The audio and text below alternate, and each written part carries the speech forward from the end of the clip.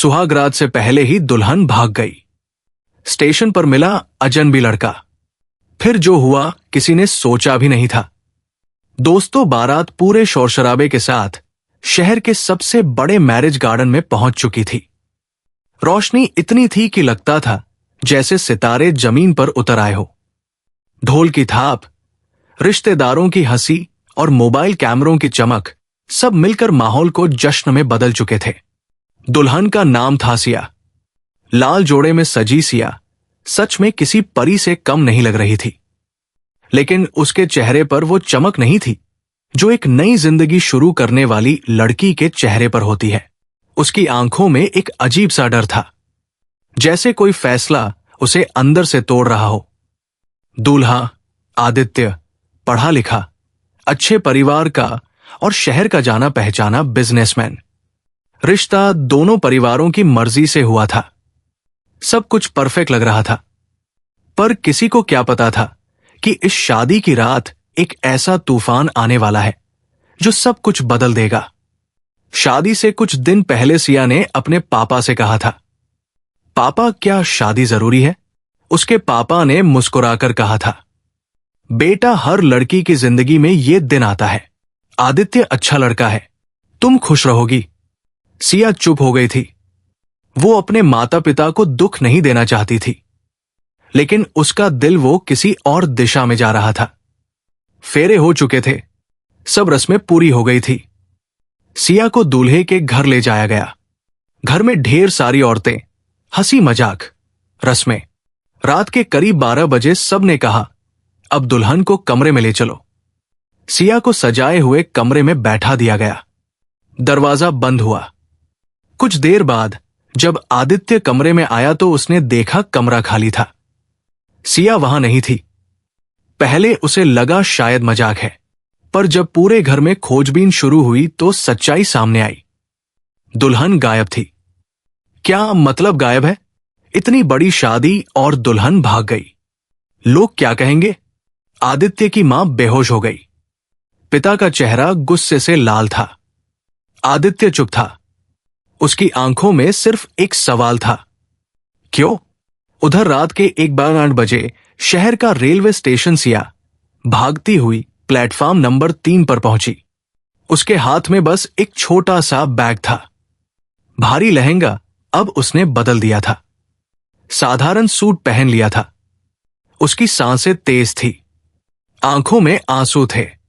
वो खुद से बार बार कह रही थी, मुझे ये शादी नहीं करनी थी, मुझे नहीं करनी थी। लेकिन अब वो कहां जाएगी? तभी पीछे से एक आवाज आई, आप ठीक हैं? सिया चौंक गई। सामने एक साधारण सा लड़का खड़ा था, लगभग 25 साल का। आंखों में सच्चाई और चेहरे पर चिंता। मैं ठीक हूं।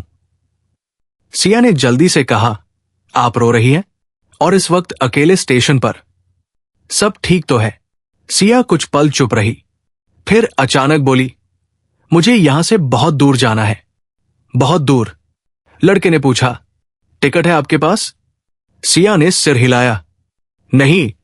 लड़के ने कुछ सोचा, फिर बोला, अगर आप चाहे तो मैं मदद कर सकता हूं। सिया ने पहली बार उसे ध्यान से देखा। आप कौन है? मेरा नाम आरव है, मैं यही काम करता हूं। और किसी मुसीबत में दिखने वाले इंसान को यूं अकेला छोड़ नहीं सकता। सिया के पास कोई विकल्प नहीं था। उसने धीरे से कहा, मुझे किसी सुरक्षित जगह ले चलिए। बस आज की रात। आरव ने बिना कोई सवाल किए कहा, मेरी मां और छोटी बहन घर पर है, आप वहां रुक सकती हैं। सिया ने सोचा, क्या यह सही है? एक अनजान लड़के के साथ जाना। लेकिन उसके पास और रास्ता भी तो नहीं था। उसने हां कर दी। छोटा सा किराए का मकान, साफ सुथरा। आरव की मां ने दरवाजा खोला। कौन है बेटा? मां ये रास्ता भटक गई थी, अकेली थी।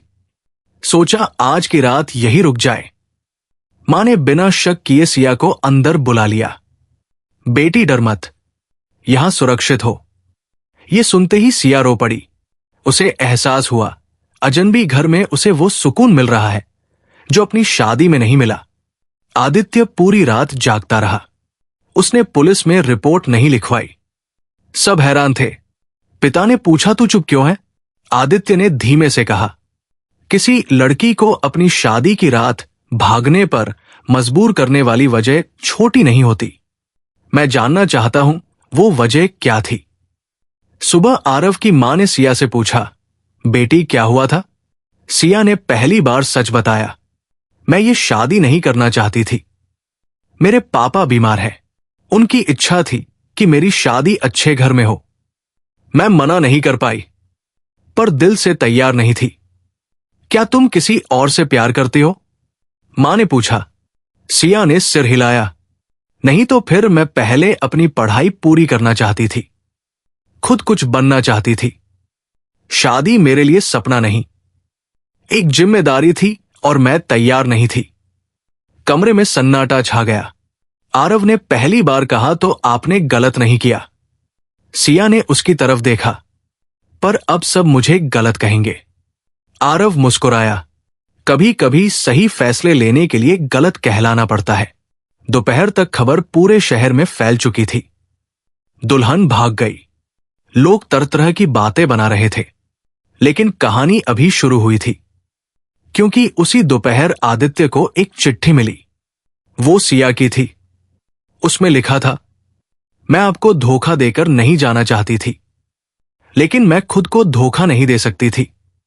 अगर मैं रुक जाती तो जिंदगी भर किसी की बेटी, किसी की बहू बनकर रह जाती, खुद कभी नहीं बन पाती। मुझे माफ कर दीजिए। आदित्य चुपचाप चिट्ठी पढ़ता रहा। फिर उसने कुछ ऐसा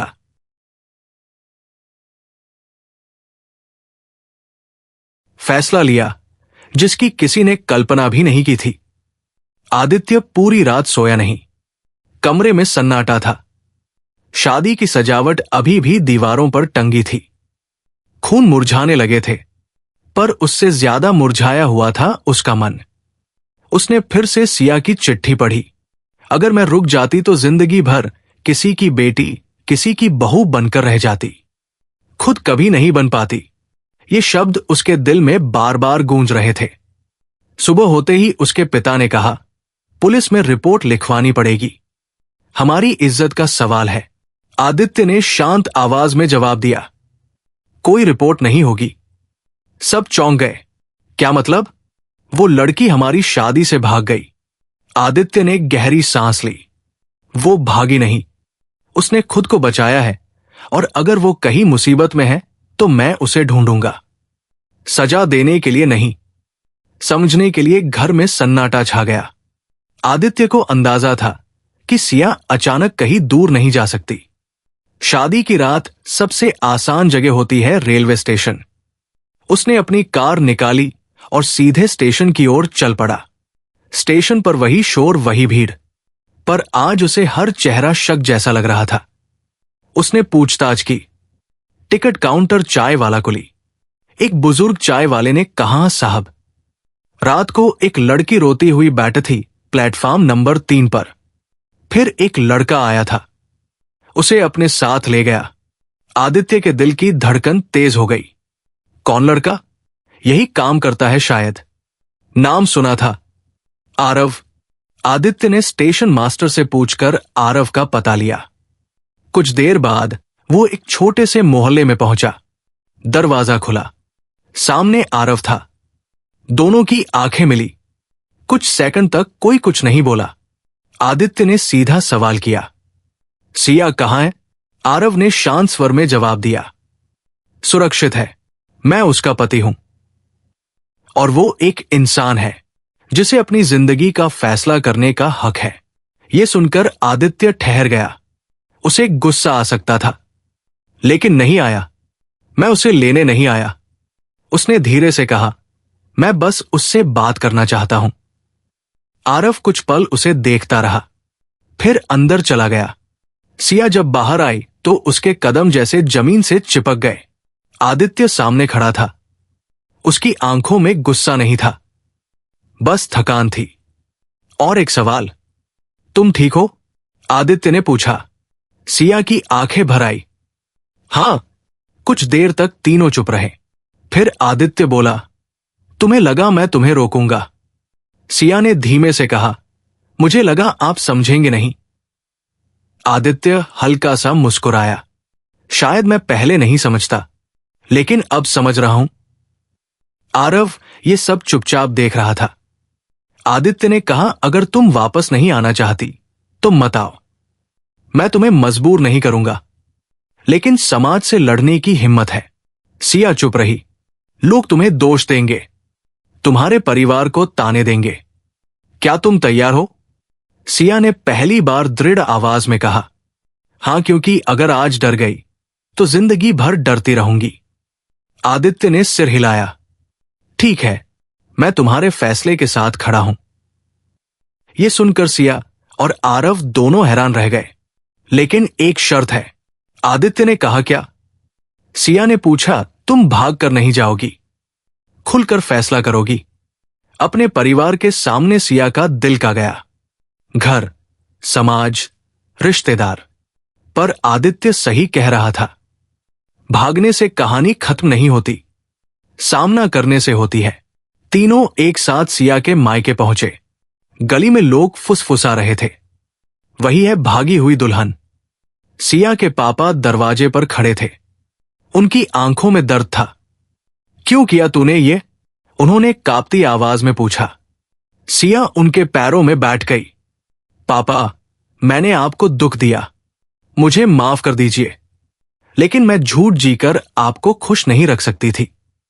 घर में सन्नाटा था। आदित्य आगे बढ़ा। अंकल, गलती इनकी नहीं है, गलती हमारी सोच की है। जहां लड़की की खामोशी को उसकी रजामंदी समझ लिया जाता है। सब चौंक गए। शाम को दोनों परिवार बैठे। आदित्य ने सबके सामने कहा, मैं इस शादी को यही खत्म करता हूं। सिया आजाद है। और मैं भी, उसके पिता ने गुस्से में कहा। तू पागल हो गया है? नहीं पापा, आदित्य ने शांत स्वर में कहा। मैं पहली बार समझदार हुआ हूं। सिया की मां रो रही थी, पर इस बार आंसू शर्म के नहीं समझ के थे। उधर आरव सोच में था। उसे नहीं पता था कि उसका इस कहानी में क्या रोल है। वो सिर्फ मदद करना चाहता था, लेकिन अब वो सिया के फैसले का हिस्सा बन चुका था। उसकी मां ने पूछा, बेटा दिल में कुछ है? आरव मुस्कुराया। नहीं मां, बस इतना है कि अगर कोई लड़की अपने सपनों के लिए लड़ रही है तो मैं उसका साथ दूंगा, चाहे वो मेरे साथ रहे या नहीं। कुछ दिन बाद शहर में बातें अभी भी चल रही थी, लेकिन धीरे धीरे शोर कम होने लगा। सिया ने कॉलेज में दोबारा एडमिशन लिया। उसने फैसला किया वो सिविल सर्विस की तैयारी करेगी। आदित्य अपने काम में लग गया, लेकिन उसने एक बड़ा कदम उठाया। उसने अपनी कंपनी में महिलाओं के लिए स्कॉलरशिप प्रोग्राम शुरू किया। नाम रखा स्वतंत्र। एक शाम सिया लाइब्रेरी से लौट रही थी। स्टेशन के पास से गुजरी।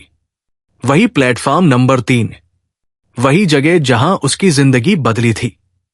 वहां आरव खड़ा था। दोनों की नजरें मिली।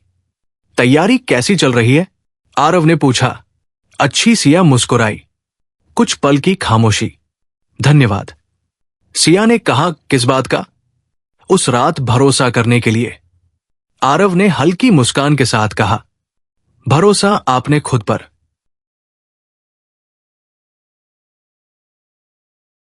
किया था।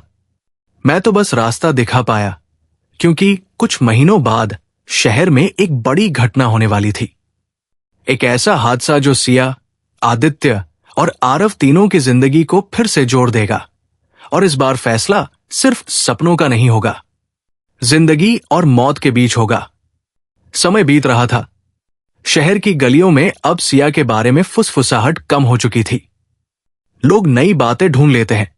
पुरानी कहानियां धीरे धीरे धूल बन जाती है। लेकिन कुछ कहानियां धूल नहीं बनती, वे आग बनकर भीतर जलती रहती है। सिया अब पूरी तरह पढ़ाई में जुट चुकी थी। सुबह लाइब्रेरी, दोपहर को कोचिंग, रात को नोट्स। उसकी आंखों में अब डर नहीं था, एक अजीब सी दृढ़ता थी। आरव स्टेशन पर अपनी नौकरी करता था, लेकिन अब वो सिर्फ टिकट चेक करने वाला लड़का नहीं रहा था। उसने ओपन यूनिवर्सिटी से ग्रेजुएशन शुरू कर दिया था। वो भी आगे बढ़ना चाहता था। उधर आदित्य ने अपनी कंपनी का विस्तार किया। लेकिन उसके भीतर भी एक बदलाव आ चुका था। वो अब सिर्फ मुनाफे के बारे में नहीं सोचता था, समाज के बारे में सोचने लगा था। तीनों अलग रास्तों पर थे, लेकिन किस्मत की रेखाएं अभी पूरी नहीं हुई थी। जुलाई की एक शाम मूसलाधार बारिश हो रही थी। नदी उफान पर थी। शहर के बाहर बना पुराना पुल पानी के दबाव में कमजोर हो चुका था, लेकिन किसी ने गंभीरता से नहीं लिया। शाम करीब 6 बजे एक बस, जिसमें कॉलेज के छात्र बैठे थे, उसी पुल से गुजर रही थी। अचानक तेज आवाज और पुल का एक हिस्सा धंस गया। बस आधी हवा में लटक गई। चीखें, बारिश और मौत का साया। सिया उसी बस में थी। वो कोचिंग से लौट रही थी। जब बस झटके से रुकी, उसका दिल जैसे बाहर आ गया। लोग चिल्ला रहे थे, कोई मदद करो। नीचे नदी का उफान था। बस का पिछला हिस्सा हवा में लटक रहा था। ड्राइवर बेहोश था। मोबाइल नेटवर्क लगभग बंद। आरव ड्यूटी पर था जब किसी ने दौड़ते हुए बताया, पुल टूट गया, बस फंसी है। आरव का दिल धड़क उठा। उसे याद आया, यही समय होता है जब सिया लौटती है। उसने बिना सोचे अपनी ड्यूटी छोड़ी और मौके की ओर दौड़ पड़ा। उधर आदित्य अपनी ऑफिस मीटिंग में था जब खबर आई। उसकी कंपनी की एक ट्रक उसी रास्ते पर थी। उसने तुरंत गाड़ी निकाली। मुझे पुल पर ले चलो। बस में लोग रो रहे थे। एक लड़की दरवाजे के पास फंसी थी। वो सिया थी। उसने खुद को संभाला। घबराओ मत, धीरे धीरे पीछे की ओर मत जाओ, बस का संतुलन बिगड़ जाएगा। उसकी आवाज कांप रही थी, पर मजबूत थी। बारिश में भीगता हुआ आरव मौके पर पहुंचा। दृश्य देखकर उसकी सांस रुक गई। बस आधी टूटी पुल पर लटकी थी। नीचे उफती नदी, भीड़ इकट्ठी थी, लेकिन कोई आगे बढ़ने की हिम्मत नहीं कर रहा था। आरव चिल्लाया, रस्सी लाओ। जल्दी पास की दुकान से मोटी रस्सी लाई गई। आरव पुल के टूटे किनारे तक पहुंचा। उसने बस के दरवाजे तक रस्सी फेंकी। एक एक करके आओ। जब सिया ने बाहर झांका, उसने देखा सामने आरव था, बारिश में भीगा हुआ, जान की परवाह किए बिना खड़ा। उनकी आंखें मिली। उस पल दोनों को समझ आ गया, आज जिंदगी का असली इम्तिहान है। कुछ मिनट बाद आदित्य की कार भी वहां रुकी। उसने हालात देखे। बिना सोचे वो भी आगे बढ़ा। मैं पकड़ता हूं रस्सी। आरव ने उसकी ओर देखा। दोनों की आंखों में कोई प्रतिस्पर्धा नहीं थी, सिर्फ एक लक्ष्य था, लोगों को बचाना। पहले बच्चों को बाहर निकाला गया, फिर लड़कियां। सिया आखिर में थी। बस धीरे धीरे नीचे खिसक रही थी। आरव चिल्लाया। जल्दी सिया ने रस्सी पकड़ी। पानी की बौछारें चेहरे पर पड़ रही थी। नीचे नदी गरज रही थी। वो धीरे धीरे आगे बढ़ी। अचानक बस और झटकी। सिया का पैर फिसला। वो लटक गई।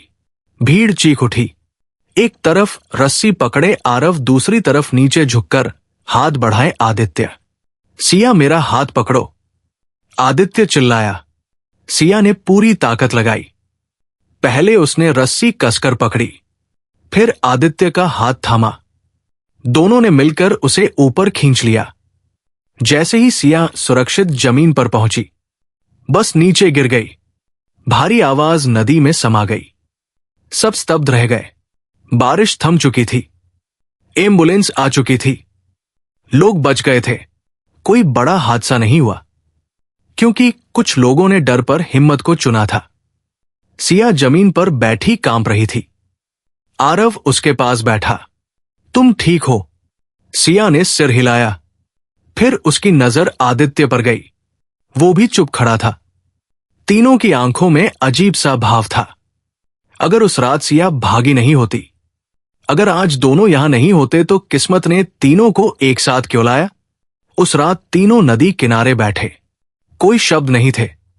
फिर आदित्य बोला, आज समझ आया, जिंदगी रिश्तों से बड़ी है और रिश्ते मजबूरी से नहीं, भरोसे से बनते हैं। आरव चुप था। सिया ने धीरे से कहा, आज अगर आप दोनों नहीं होते तो शायद वो बात पूरी नहीं कर पाई। अगले दिन अखबारों में खबर थी, युवकों की बहादुरी से बची बस में सवार 27 जाने।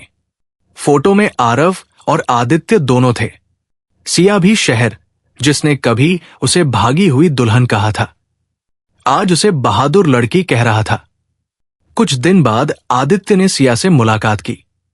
मैंने तुम्हें उस दिन आजाद किया था और आज भी वही कहूंगा, लेकिन एक बात पूछूं क्या? सिया ने पूछा, क्या तुम्हारे दिल में अब भी कोई डर है या कोई फैसला? सिया चुप रही। फिर उसकी नजर आरव पर गई, जो दूर खड़ा था। उसकी आंखों में